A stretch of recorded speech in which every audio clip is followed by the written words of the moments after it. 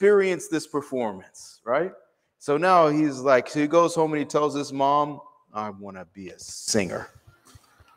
Now, that is the negative influence from the environment. So what happened was, Allah subhanahu wa ta'ala saved Imam Malik the same way he saves a lot of us. A mom. A good mom. Mom said, excuse me? You want to be a what? But did she tell him, no, this is haram, and you can't do this, and da-da-da-da-da, and da-da-da, what type of evil little shaitan child are you? Like, no. You know what she did? This is the intelligence that they had. She understood the value of environment. She understood the power of influence. So what she did was, she wrapped the imamat around his head and sent him to the masjid and had him to sit with the sheikh and listen to the sheikh. Young man, Imam Malik, was so impressed that he comes home after that occasion and he says, no, mom, I want to be like him. I want to be a scholar. I want to learn Islam. That's a mom. That's a real parent. What did we get? If this one mom had not understood and been there and had the attention and put forth the effort, we would have lost Imam Malik. And one mom, just one mom, and then one sheikh in the masjid. And that was enough. Do you see? So don't ever lose hope. You got one strong parent, and you got one person who's willing to teach and understands the deen. MashaAllah, amazing things can happen. All right? Are we ready? Okay. Alhamdulillah wa salatu wa salam ala Sayyidina Muhammad wa ala alihi wa sahbihi ajma'in. Ba'da a'udhu billahi minash shaitani rajim. Bismillahir rahmanir rahim.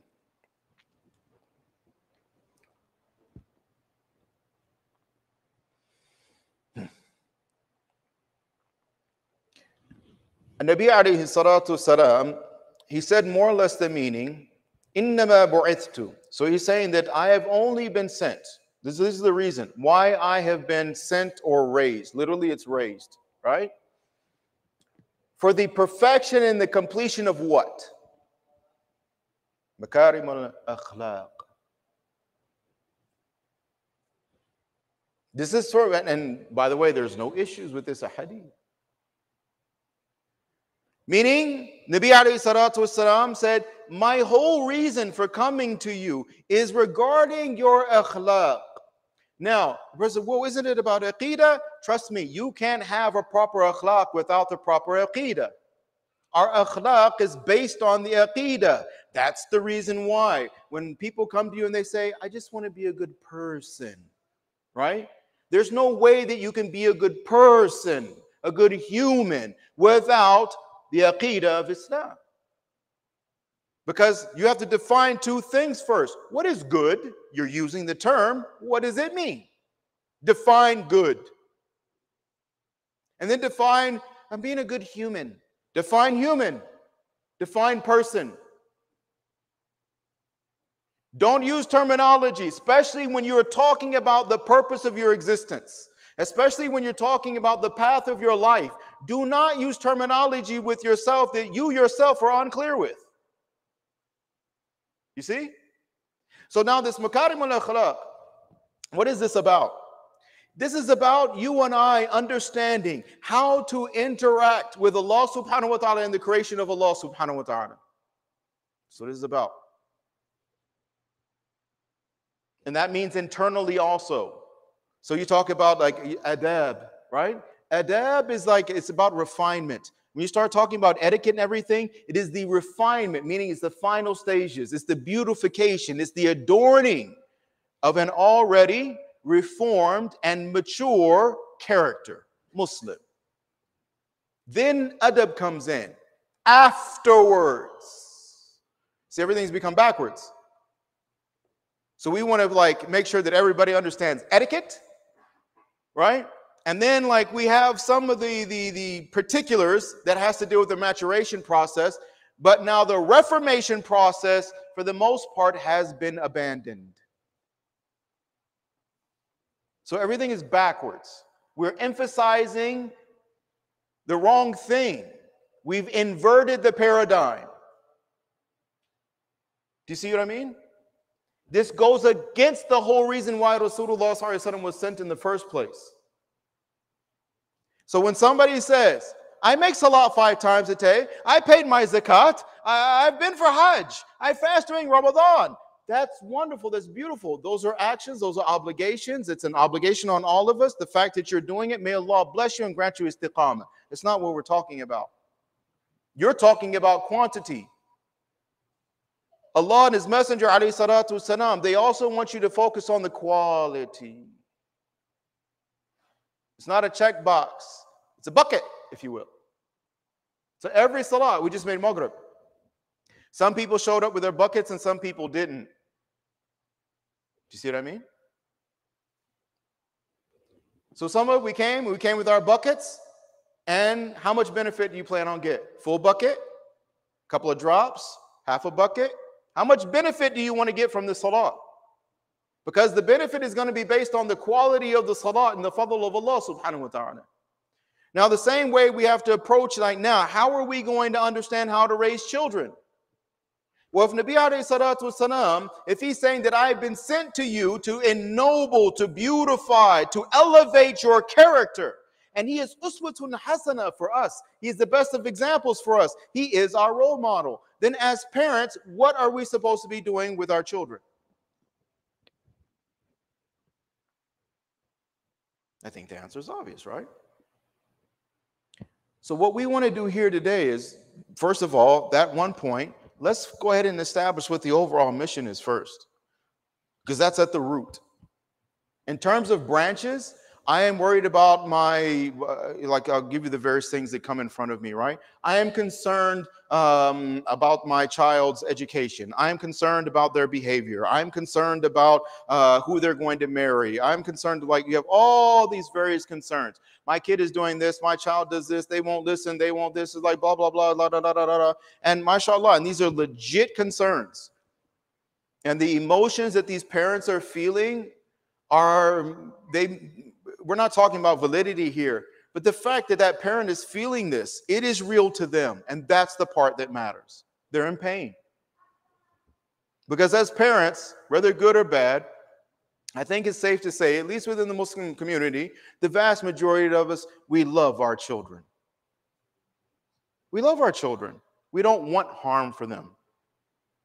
Right? And we do understand that we are harming them. Most parents, they won't admit it. Right? But if you get them quietly, sit them down alone, most parents will admit, yeah, look, I'm a human being. I haven't done the most amazing job in the world. I could have done better. Like there's so many things that I can improve, that I could improve on. I'm telling you that as a parent myself. I'll be the first one publicly in front of all of you. I will admit that to you. Right? I'm married. I have 5 kids. 3 of them are like full grown in their 20s now. Like, and I am telling you, okay, it's nothing to be shy about. It is what it is. I made a lot of mistakes. I mean, numerous mistakes. And it impacted my children adversely. There's no doubt about that whatsoever. And I beg Allah Ta'ala to put in their hearts to forgive me. And I beg Allah Subhanahu wa Ta'ala to forgive me as well for my incompetence and my ignorance. And to a certain degree, my arrogance. That's the thing about youth, right? You always think you know what you're doing till you don't. Okay?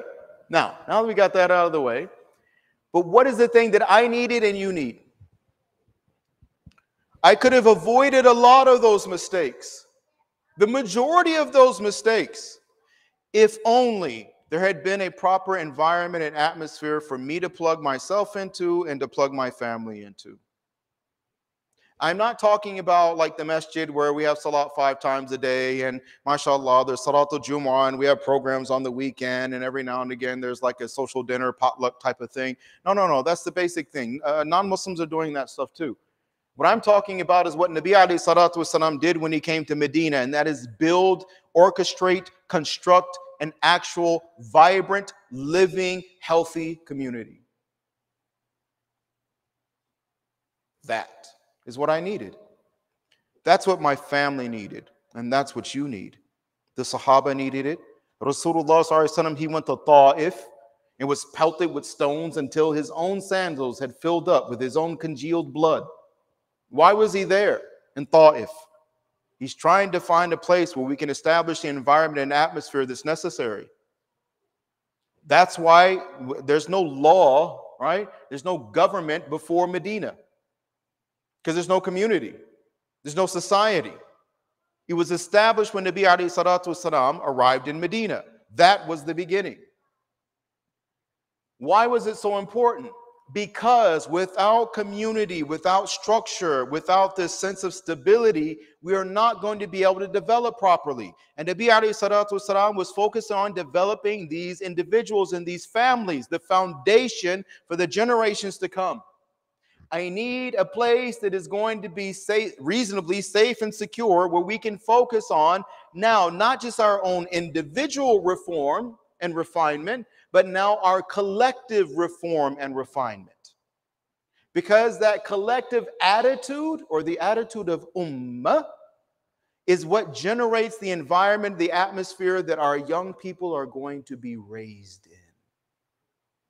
If it is absent, my beautiful brothers and sisters, elders in Islam, it is a vacuum. And you know what happens with vacuums. Something is going to feel it. Usually is the thing, the closest thing, isn't it? That's how a vacuum works. I can't get this, I'm going to take the next closest thing. Look outside the doors, brothers. What's the next closest thing? Then we can't be surprised. Then we, like, the youth are doing this, and this is happening, and that's happening. What's wrong with our youth? Okay, that's a reasonable question, okay? Yes, what's wrong with you? Okay, fine. How'd they get that way?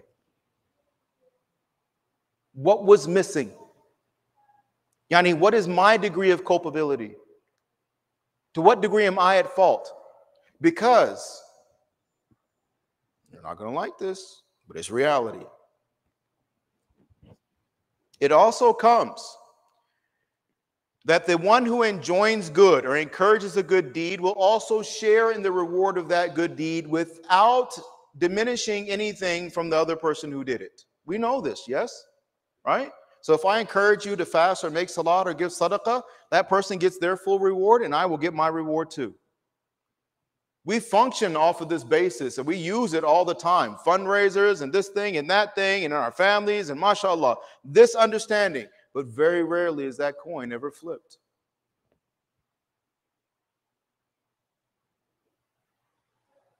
Qabil, he murdered his brother Habil. And now he will share in a portion of every murder that occurs until the day of judgment. Because he initiated it. He committed it first. He influenced the rest of humanity. As parents, if we encourage our kids to get closer to Allah and we provide a positive atmosphere and influence and a role model for our kids, then yes, all the khair that they do, we can expect our share, our portion of it from Allah's fadl, Allah's rahmah. The promises of Allah and His Messenger, alayhi salatu wasalam. But then, the opposite must also be true. If we have harmed or harmed the iman of our children or the hearts and the minds of our children, if we have neglected their development, if they have picked up on bad habits and misunderstandings by watching us, then we are responsible. So, it is a rare case that you and I as parents can ever look at these youth and say, what's wrong with the youth? Without immediately asking the question, and what's wrong with us? Because you can't ask what's wrong with the youth without asking what's wrong with us. Because they are a direct product of us. They came from us. We they like all of a sudden like they went somewhere and somebody like what? Sihr? There's a little like they took them into a closet and like brainwashed them and sent them out. Now we're wondering like, what happened to the kids? What's wrong with the kids? No, came from us. So now we need to address it. So the whole point of what we're doing is not about quantity. I could care less about quantity. It's about quality. In our communities, in our families, and within ourselves, we have to find those individuals who are willing to do what? Risk for Allah. Sacrifice for Allah. Without calculating. I have regularly brothers that will come up to me and explain to me like they've gotten themselves in a situation where they have lost 50,000 here, 75,000 here, 150,000, 300,000, a million plus, like different situations. I'm talking about like at one time. At one time, right? And I'm thinking, subhanallah, what people will, this thing that money that is valued so much, and yet you look at how people will spend it and what they're willing to risk it on. And it makes you question, do they really have value for it? Because then the risk assessment is like it's not there. The vast majority of these situations where this money was lost, and I'm like it doesn't take a genius to figure out like this was a horrible move. You didn't need like somebody in finance or anything to figure this one out. Like you could take like your average like high school student and like, sit them down and be like, here's the situation. This is what the person wants to do. You think it's a good idea? Like, no, there's no way in the world I would do that. Like, yeah, me either. But he did. Right? So he was willing to risk how much? 6, 7 figures. 5, 6, 7 figures. 50,000, 100,000, 500,000, $1 million plus. And lost it. But then when it comes time to risk for the deen, risk for Allah, gamble if you want to call it that, bet on Allah, bet on the promises of Allah. It's been done before. When the ayat from Surah Al-Rum, so when Rome was, what was it? It was conquered by Persia, right? So then Allah subhanahu wa ta'ala said that, no. Yeah, that's a temporary thing. Rome is going to come back and will conquer Persia. And then now, so the Quraysh, because this is a Meccan ayah, so now the Quraysh, they said, oh, okay, so now he's what, telling the future? Huh? These are superpowers, by the way. We're talking about Rome and they're talking about Persia. They're talking about superpowers. You're talking about the two main players on the global stage at that time, right? He said, oh, now you're going to predict who's going to conquer who, and then on Bid'ah Sinin. So now you're going to give a time period? So Abu Bakr Siddiq, radiallahu anhu, he said, I'm willing to gamble. I'm willing to bet on Allah. So he makes a bet with the person that this is going to happen. And he goes to tell Rasulullah sallallahu alaihi wasallam. And Rasulullah sallallahu alaihi wasallam told him to do what? Change the condition and increase the amount that you bet. This is yaqeen. We all know who won that bet. Okay? So why is it that when it comes to the deen and it's saying like now you'll risk it for some like paltry, like dunyawi benefit, right? I would like to find out what's the yield or what's the return on this particular investment. I'm just trying to, like, I'm looking at my portfolio and it's like, Allahu Akbar Kabira, that's very nice, mashallah. I know a lot of non-Muslims that do that too, but what about your akhirah? As you're building your portfolio, are you building your akhirah? As you're spending on your dunya, are you spending on your akhirah? Because see, the Muslim understands something. The Muslim understands that I'm going to spend in this dunya and I'm going to get the benefit in both places. If I tell you, like we all have the concept, 2 birds, 1 stone. We all love that concept, right? 2 birds, 1 stone. We all say it. People come here from other countries. I start like, they're like here a year or two, and then they're like, yeah, 2 birds, 1 stone. Right? It's like, mashallah, you learn quick. Right? We love that concept of being able to get something like multiple things accomplished at one time. Allah subhanahu wa ta'ala says, yeah, you know the stuff non-Muslims are doing it. Yeah, you got to do that stuff too. But if you just have the right intention, This is what's going to happen. I'm going to give it to you there, and I'm going to give it to you in the akhirah also. You will win in both places. But here's the thing. You have to gamble on your iman.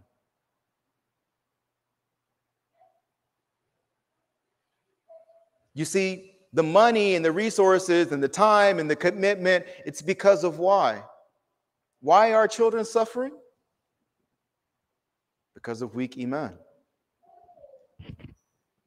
The weak iman of the community.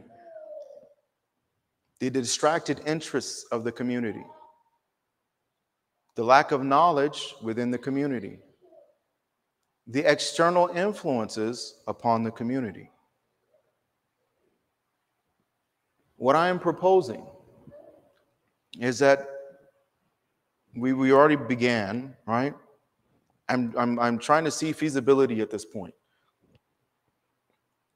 What I'm proposing is that we leave off all the pettiness, all the superficial stuff, all the egos, all the conditions that we place on Allah. Oh Allah, I will only go this far. Oh Allah, I'm only going to give this amount. People come, they say that to me, and I'm like, why are you telling me? Are you giving it to me? Are you giving it to Allah? Because if you're giving it to Allah, then you can put the money in my hands. Because I have to deal with it like the way Allah wants. I work for Him, right? But if you have conditions about I only give this amount and this and that and the other, then you need to talk to my boss. You need to explain it to him. You need to tell him what you are willing and what you aren't willing to do, and what you aren't willing to spend for him, and what you will not do for him. You need to tell him. But here's the thing. I strongly advise against it. Because there's a catch. Everything that you and I have, He gave us. So if He gives it to us and then we turn around and He says, now I want you to give it back so I can give you a bigger reward, and we say, no, I'm keeping it. What do we think is going to happen? You see what I mean? So we have to be careful. So what I would like to do is, Ryan, if you could bring up the first question, please. What I would like to do is I want to engage you, okay? And I want to get feedback from you. Because here's the thing. I deal with young people in a very specific capacity, right? They know what they're coming, just like parents.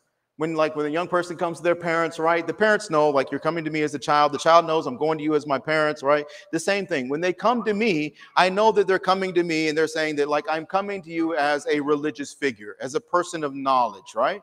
They're not coming to me for any other, so there's an understanding. So your perspective and your input is invaluable. Why? Because it is because of your own personal experiences, individual experiences, that you share your input and your experience with me, which means it makes it into strategic planning and development and all those types of things, right? It's a consideration when we actually sit down and dissect and analyze these issues that our communities are facing. But if we don't have this and develop this methodical, right, this methodical and short-term and long-term approach, क्या हुआ?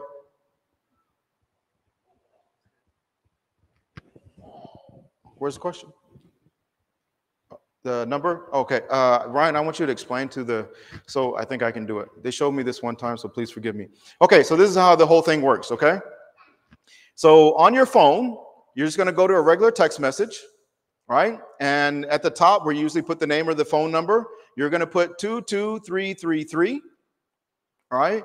Then in the actual message box, you're just going to put IOM 970 space, and then you're going to put your answer. And all of it comes directly here. And inshallah, as soon as you are done, we will have the results. So we will give you 2-3 minutes. I'll talk through that, inshallah. And then when I get the little signal of here, and please be patient with us. One thing I hate being the whole sitting with you guys for an hour, thinking you're going to sit in this, it's kind of warm in here also, and sitting in but no, I want to interact with you. All right. So we're trying to figure out creative ways to interact with you, inshallah, without, you got to keep out some of the riffraff, right? But at the same time, we want feedback. Your voice, your opinion, your insight, your experiences matter. So we want to tap into that with you, all right? So that way, inshallah, like I said, it's a consideration. It has to be taken into consideration when we're looking at how to address these issues and challenges that we're facing. Okay, so the first question, describe the vibe of the community in general in one word. What are we talking about vibe? Young people, you understand vibe, I'm going to explain it to you. If you're a little bit older, you might have to have vibe explained to you, and what it means is like, what's the general feeling? And I'll tell you like what we're talking about here. You and I have all done this, like you're traveling or something, you're in a new like town, country, whatever, and you go into a masjid, and it's the first time that you've ever been to that masjid. Okay? Never been there before. Just want to make salat. And you walk in. As soon as you walk in, you get a feeling, don't you? As soon as you walk in, you get a feeling. It starts really when you like start pulling into the parking lot, and right, you see the structure, and right. But as soon as you go in, you get a vibe, you get a feeling, right? And that feeling, that initial first impression, now will affect the rest of that time that you're there. Okay? That's one instance. Another instance is, because that's like casual. You drop in and you pop out. Like, so that's kind of like that first impression thing. But then there's the impression that you get like as you live within a community and you function within the community. Now, and there's, granted, here, all this stuff is subjective. I understand that. But what I want you is to think about these things. So now, like, as you're living in a community, how do you feel about it? Have you thought about it? What's the vibe of your community? Meaning, if you were now, if somebody were to come into, say, for instance, somebody were to come into our locality, and they're saying, like, I'm thinking about moving into this area. I want to understand what is the vibe of the community, not the masjid, the community, the Muslims themselves. Describe them in one word. Describe the Muslims in this community in one word. And no, it doesn't have to be positive, but it does have to be honest.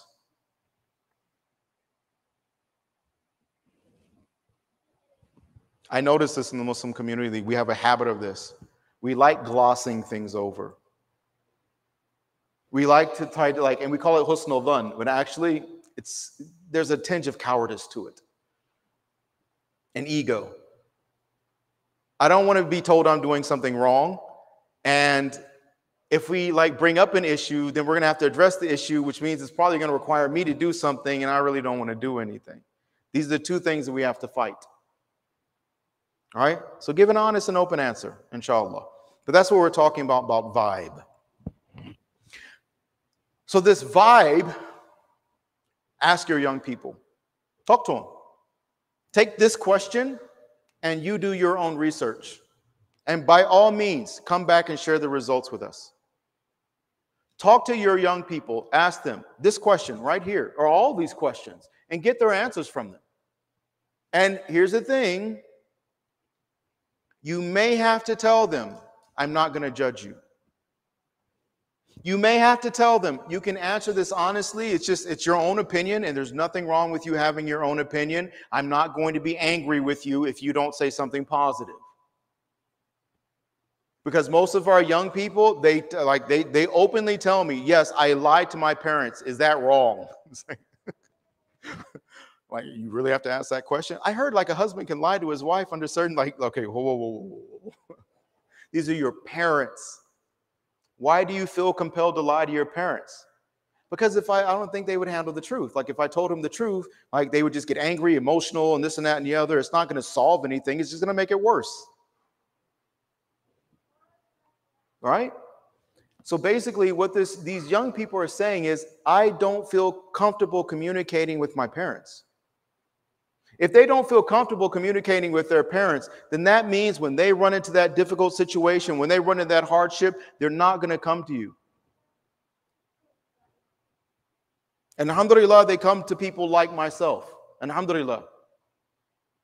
But first thing I'm telling you, when they come to me, the first thing I wish for is, Ya Allah, I wish the parents were involved. I wish I could get the parents involved. Do you see what I mean? Because it needs a team. I can't fix this. Ya Allah, only you fix this. But this young person needs an environment. They need an atmosphere. Do we have the... You can bring it up as soon as, when you're ready, bring it up.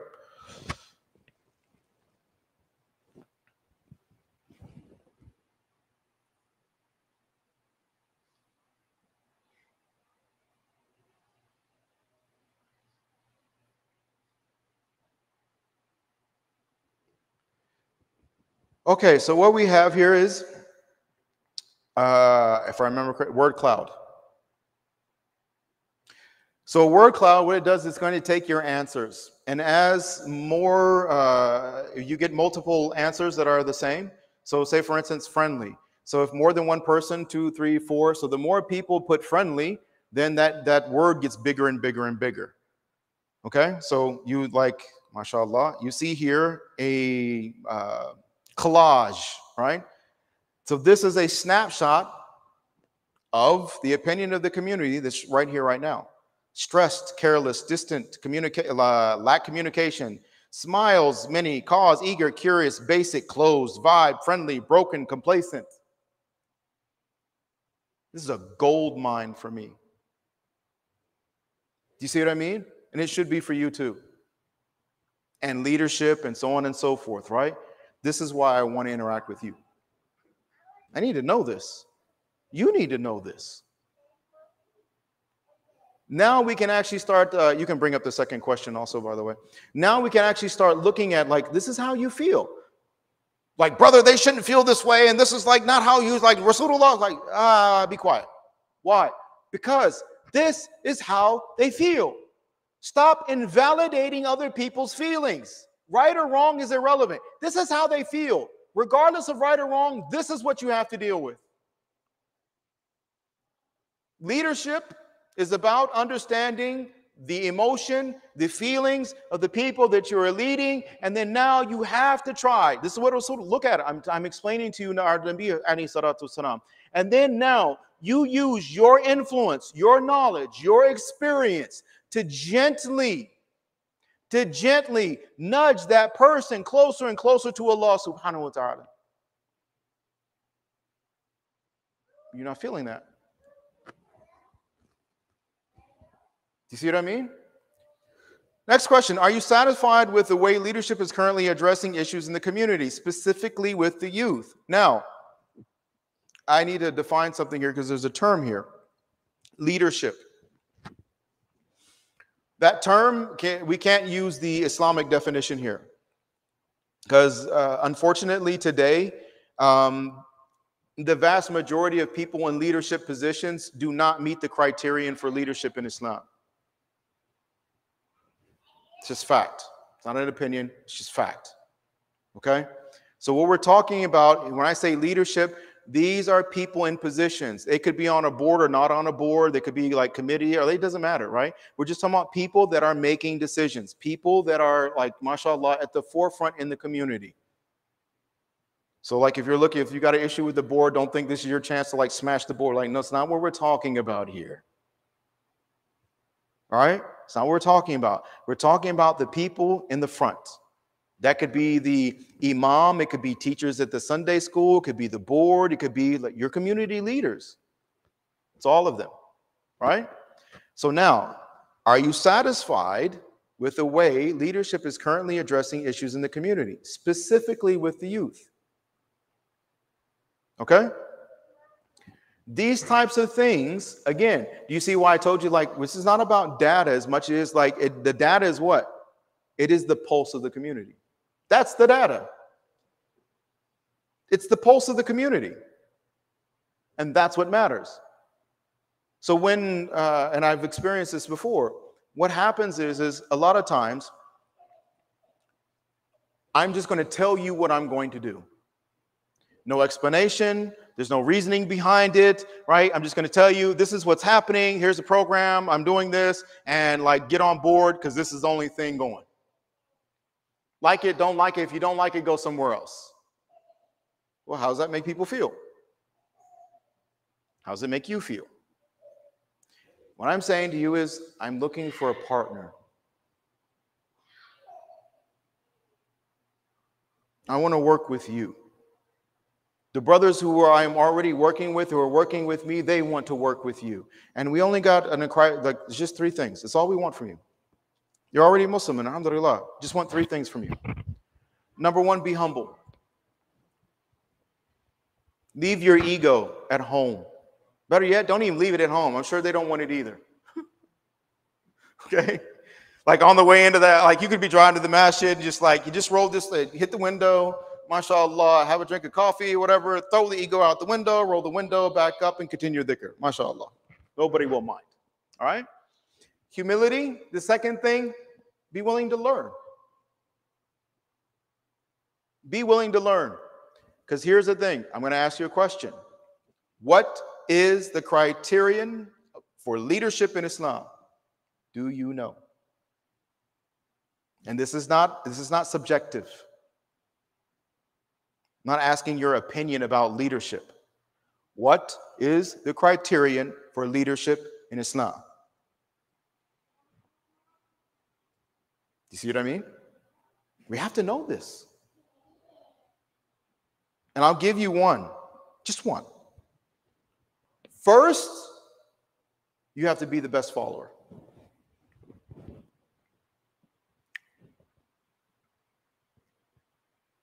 That's the criteria. Uh-oh. You see what I mean? Abu Bakr Siddiq radiyallahu anhu. Was he appropriate? Why? Because you were impressed with his business acumen? Huh? Because of his degree in psychology? No? Was it because, mashallah, of his hedge fund and the fact that, mashallah, he's an investment banker? No. What was it then? What gave him his status? If not following Nabi alayhi salatu wasalam, if not obeying Allah subhanahu wa ta'ala, and you look at Umar, and you look at Uthman, and you look at Ali, and mashallah, and then you look at what happened when leadership stopped meeting that criteria. We also see what happened then. Meaning, if we just look at our history, we have no surprises left for today. Right? Here's your answer. Are you satisfied, yes or no? Roughly a quarter of you, yes. 3/4 of you, roughly, no. No problem. So from the ones who said yes, for us that we want to understand from you is, what do you like about it? What's going right? What are those things that, like, mashallah, that highlighted in your mind that made you think, like, no, I'm happy, right? I'm good. And then for those who said no, it's the opposite. Okay, no problem. That's legitimate. So now the question is how, like, what are the issues that are jumping out to you? Like, what is it about, like, what is it that you're seeing in the programs or with the youth or this or that or the other that you feel like certain issues are not being addressed or needs are not being met, etc.? What are those things? Because if you're not informing anybody, right, if you're not making yourself known, then nothing is ever going to be done about it. And that means your children will continue to suffer and other children will suffer as well. So you see, this is what we miss out on. We miss out on the positive influence and suggestions and input from those people that they are happy. And we miss out on the opportunity for improvement by getting the feedback from those people that are not as happy. Meaning, no matter what the answer, we can make it constructive. Okay? You're going to bring up the next question.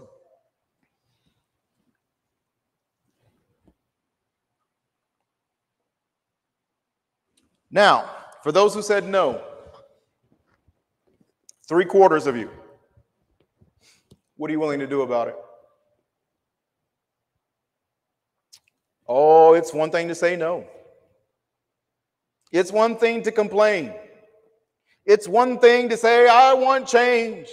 It's one thing to say, I'm worried about the youth. It's very dramatic now with these things, isn't it? Right? Some of the stuff is like, our youth today. It's like, mashallah. I joke with your outer brothers because, you know, sometimes like when I'm talking to them, so I start talking like the videos, the outer videos, you know, like, قال رسول الله صلى الله عليه وسلم. Right? This over dramatization. Allahu Akbar. We don't need it. Right? We don't need it. What we need is let's get down to work. And again, it's about the quality. I could care less about the quantity. If 2, 3, 4, 5 of you like walk out of the day, I'm like, I'm ready. Till the wheels fall off. Let's tackle these issues. We'll take the risk together. That's the only thing that matters. It's the quality of the commitment that matters, not the quantity of people who are willing to just say it. Right? And then you also got to watch out for those people that, I'm going to put this out there without putting a name or anybody, like not even this, like stay away from this community. Like I'm talking in general, because this is like a broad spectrum thing here. Honestly, akhi, some people, the only reason why they bring up youth issues and everything is because it's understood that this is something that's close to the hearts of the community. So certain things will pull on certain heartstrings, and you can get certain things accomplished as long as, like you mentioned, the youth. Right? Certain things you can't get accomplished if you don't have something for the youth. Meaning there's ulterior motives here. The youth are not the focus. The agenda of whoever is. That's not my situation here. And we're looking for those individuals in the northwest suburbs that are willing to work together, humility, learning, and change, and address these issues of these young people. What I'm talking about young people, we're talking about high school age and college age. And we are putting together a youth and convert program because their issues are almost identical. So we're going to put these two groups together, get them to work, learn together, develop everything together, get them functioning within the community, within their families, right? Get them healthy on all levels. And let that be a force to be reckoned with after we are dead and gone. Sound good?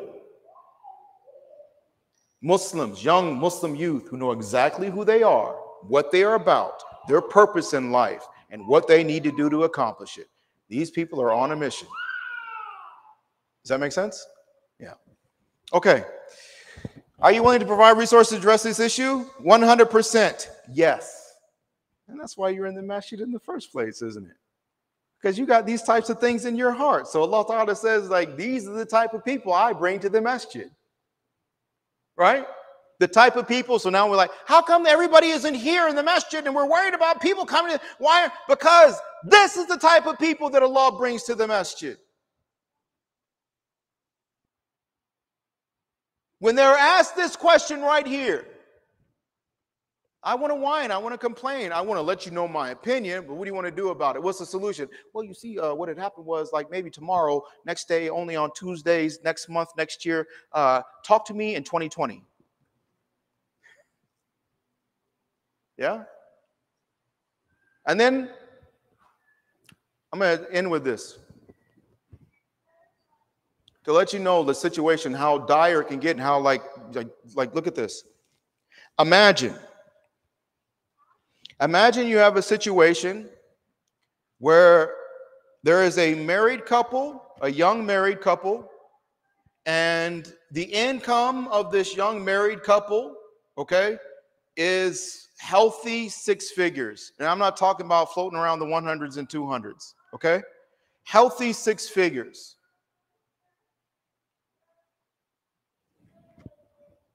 They're about to get divorced because neither of them understands what a husband and wife is, mother, father, there's children involved now and everything else. None of them understands anything. The only thing that they're really good at is their job. That's it. Career-wise, rock stars. Do you hear me? Career-wise, rock stars. Like, I'm not even surprised anymore. Like, when somebody like, oh yeah, I work with Muslim, he's like the best of such and such in our, like, I'm not surprised. I'm not surprised at all. MashaAllah. In a particular field, Muslims, these young people, they are like rock stars in their field. May Allah Ta'ala bless them. Okay? But everything else, imagine like a 30-year-old that in his career, he's 30. In his life, he's 20. Mentally, he's 20 years old. There is a 10-year retardation that I'm dealing with. A 10-year, roughly, retardation. Meaning, like 30-year-olds that should have the maturity and mentality of a 30-year-old actually have that of a 20-year-old. The 40s have the 30. Do you see what I mean? That's our situation. Now, this couple comes. They ask for help. May Allah bless them. It shows that they like, I want to move in the right direction. Here's the thing. I sit down with them, go through a whole game plan. I take this stuff very seriously. I'm not casual with it. Man, I write out like the whole thing, suggestions, solutions, etc. The whole thing. Do you understand? Give a time period. This is what we're trying to accomplish, objectives, everything. Now, here's the catch. When it came time for them to give a donation, you know what they said? We're having financial problems. The house is ginormous. You could live 4, 5, 6 families in the house. Numerous cars, but only 2 people can drive. But when it comes, and it's not about the donation, it's about you don't value your deen. You don't value, you came for help, but you don't value the help that Allah gave you. You value cars, you value houses, you spend your money on dunya, but your deen, and to show gratitude to Allah, you will not. To address your own issues, even to save your own marriage. Now you want to bite pennies to see if they're real or not.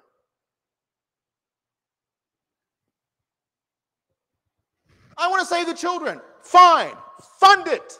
Finance it. I'll put a plan in front of you that will blow your mind. Finance it. Show up. Show me. I'll do the work. I got brothers, I got chomping at the bit to do the work. Okay? But it's big. The problem is big. Which means there's a certain level of commitment, a certain level of dedication. It's not a momentary thing. We're talking, I'm locked in with you. Let's get it done. May Allah accept us. May Allah Ta'ala bring these efforts to fruition. And if nothing else, we'll die trying. And we'll die, and we'll do it together. We'll work together, we'll make effort together, we'll take the risk together, we'll sacrifice together, and either we will be victorious and successful together, or we will die together. For what?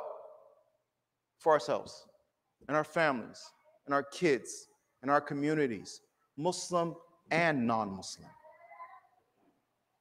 Questions, worries, problems, concerns? Other than the... No, leave. That's why it's like with 3, like, well, that's good, inshallah. We are going to keep going with this, inshallah. So the brothers have the feedback and everything. There's snacks and everything afterwards. Isha, the adhan for Isha is at 9:30, I think. Yes? 10? Adhan at 10? Yeah. Oh, you're scaring me, brother. You're like 10 o'clock adhan. I was like, oh, mashallah. Like, true warriors. Like, no, like we're strong like that here. Yeah, we do those 11 o'clock iqamas, mashallah, even in August, mashallah. May Allah bless you guys. But again, we want to, I'm not here, this is not a one-off program. Please don't treat it like a one-off program. I want to develop relationships with you. I want to sit down with you. I want to talk with you. I'm serious about this, guys. And the minute I'm like, and as long as I believe that you're serious and you really want to do this thing, I'm in it with you. The minute I go on and I do something else because there's any number of challenges and issues that exist. And I'm just looking like, mashallah, find the people that are the Muslims that are willing to make the sacrifices so we can address these challenges. It's always been hand in hand, 2 right hands. It's always been those who knew the dunya and those who knew the deen, and they worked together. They intertwined their efforts. I'll provide the resources, you provide the strategy and the pathway and the knowledge, and together we are going straight to Allah subhanahu wa ta'ala. Whereas now, these 2 sides that sometimes seem to be at odds with each other. From the side of the ilm, it's like, I'm trying to give, but the people don't want it anymore. I'm giving knowledge. I want people to take it, but they don't want it anymore. They don't have a value for it anymore. And then on the other side from this, like all these ulamas and these people, everybody's trying to take my money. I work hard for money. It's my money. I want to keep my money. Stay away from my money. Okay. If that's the case, no more complaining. No more whining. No more this one's doing this or that one's not doing this or this one's not doing enough. I'm telling you, you have an opportunity. And I will put the opportunity in front of you, and you are more than welcome to criticize it, critique it, provide your input, etc. It's the deen. Okay? And if you cannot find any problem with it, what I'm asking you is this: commit with us. Let's be a force of change together. That's what I'm asking you. Those who want to, may Allah bless you, may Allah accept all of us. Those who don't right now, brother, I've seen amazing things. My hope is it might be tomorrow or the next day or the next month or the next year. We never know who Allah is going to accept and when. We just ask that Allah Ta'ala accept all of us. Ameen ya Rabbil Alameen. Jazakumullah khairan jaza. Inshallah, next month, please, the brothers will have, if you would like to, regarding subject matter or topics, regarding because the youth program, inshallah, bidhnillahi ta'ala is coming. I have another scholar who is moving here from California. He's going to be helping us. I have another one that's in the South. He's going to be working with us as well. I'm telling you, we're serious about this. Okay? I'm working with other ulama and everything in the localities. We are very serious about this. But I need serious people.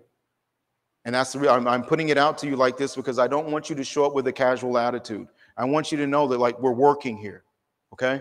This is not volunteering. This is work. We're working here. Even if you only give 2 hours a week, that's 2 hours of work, not volunteering. Do you see what I mean? It's a different mentality. You want to address issues, you can't do it with a volunteer mentality. It's got to be with a work mentality, isn't it? Yeah? May Allah accept all of us. I love you, brothers, for the pleasure of Allah subhanahu wa ta'ala. Again, I know why you're here. And then, alhamdulillah, Allah ta'ala brings special people to the masjid. And I'm grateful, number one, that Allah put me here and this whatever degree of a proper representation of Nabi alayhi salatu wasalam. But on top of that, it's Friday night and I'm in the masjid with my brothers. Right? These people who love Allah and His Rasul sallallahu alaihi wasallam. For that, I can never repay you. It is an honor that you have bestowed upon me, and it is a blessing that you will sit and take the time to listen to me, go on and on and on. So may Allah subhanahu wa ta'ala reward you immensely for dunya wa fil akhirah. We humbly request your continued du'as and your support, both short-term and long-term. If you are wanting to work with us, we are working with Mashuda. We want to Mashuda, this community, mashallah, it is, I know whatever I'm going to use more than one word. This community, Mashuda, has so much potential. It is so much potential. Over the years, I've known generations now of families that came from this community. There's so much potential here. Is it perfect? No. What community is? All right? What I'm telling you is that regardless, the potential and the building blocks, right? And even a lot of the impediments that I would normally face somewhere else are not here. Meaning it's a really good opportunity. I can communicate with the board, mashallah, yeah, they're not perfect. I love these guys. They're not perfect. They make a lot of mistakes. I make a lot of mistakes. But one thing interacting for years and years, or the ones I do get to interact with, right? Is that subhanallah, I love these guys. Okay?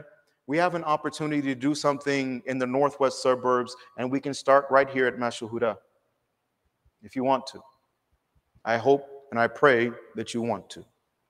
May Allah Ta'ala accept. جزاكم الله خيرا جزاء وآخر دعوانا أن الحمد لله رب العالمين سبحان الله وبحمده سبحانك اللهم وبحمدك ونشهد أن لا إله إلا أنت ونستغفرك ونتوب إليك سبحان ربك رب العزة عما يصفون وسلام على المرسلين والحمد لله رب العالمين برحمتك نستغيث.